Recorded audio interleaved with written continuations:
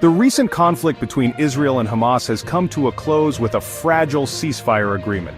The agreement, reached after over a year of intense fighting, outlines several key points. Firstly, it includes a phased release of hostages held by Hamas. This release will happen in exchange for the release of Palestinian prisoners held by Israel. The agreement also mandates a 42-day ceasefire. This period is intended to allow for a cooling-off period and the potential for further negotiations. Critically, the ceasefire agreement allows for aid to enter the Gaza Strip. Gaza desperately needs humanitarian assistance after the devastating year-long conflict. The entry of aid is crucial for addressing the humanitarian crisis and beginning the long process of rebuilding. Lastly, the agreement opens the door for potential future negotiations.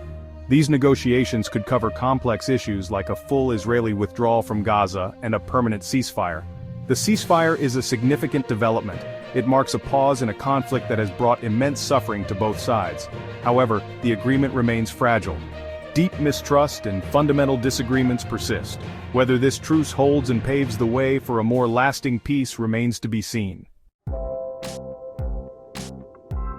Despite suffering heavy losses in the conflict, Hamas is framing the ceasefire agreement as a victory. The group emphasizes its survival against a much stronger Israeli military force. Hamas argues that it successfully resisted Israel's attempts to dismantle its infrastructure and leadership. Hamas claims that the agreement achieves its strategic goals. These goals include securing the release of Palestinian prisoners and bringing international attention to the plight of Palestinians in Gaza. The group views the ceasefire as validation of its tactics and an affirmation of its standing as a legitimate representative of the Palestinian people. The ceasefire also allows Hamas to take a leading role in rebuilding Gaza. This role will provide opportunities to demonstrate its governance capabilities and solidify its support among the Palestinian population. By presenting itself as a defender of Palestinian interests and a force for reconstruction, Hamas aims to emerge from the conflict stronger than before. The ceasefire agreement has sparked mixed reactions within Israel. While some view it as a necessary step to end the violence and prevent further bloodshed, others see it as a surrender to terrorism. The agreement has exposed deep divisions within Israeli society regarding the country's approach to Hamas and the Israeli-Palestinian conflict. Some Israeli officials and commentators have criticized the agreement for rewarding Hamas's use of violence. They argue that the release of Palestinian prisoners, some of whom were involved in attacks on Israeli civilians, will only embolden Hamas and lead to further violence in the future. The agreement has also drawn criticism for failing to address the underlying issues that led to the conflict. Critics argue that it does not do enough to disarm Hamas or prevent the group from rearming and launching further attacks down the line. This perspective sees the ceasefire as a temporary reprieve rather than a sustainable solution. The debate reflects the deep divisions within Israeli society about how to achieve security and peace.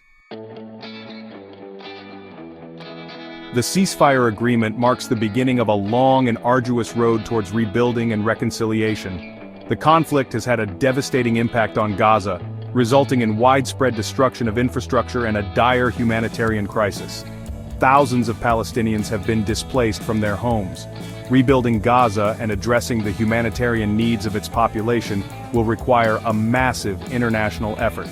The conflict has also had significant implications for the regional balance of power. It has underscored the volatile dynamics in the Middle East and highlighted the urgent need for a comprehensive and sustainable solution to the Israeli-Palestinian conflict. The United States, recognizing these complexities, has advocated for a political resolution that addresses the root causes of the conflict. However, achieving a lasting peace remains a daunting challenge. Deep-seated mistrust and decades of violence have created seemingly insurmountable obstacles. The international community must work to foster dialogue, rebuild trust, and address the legitimate grievances of both sides.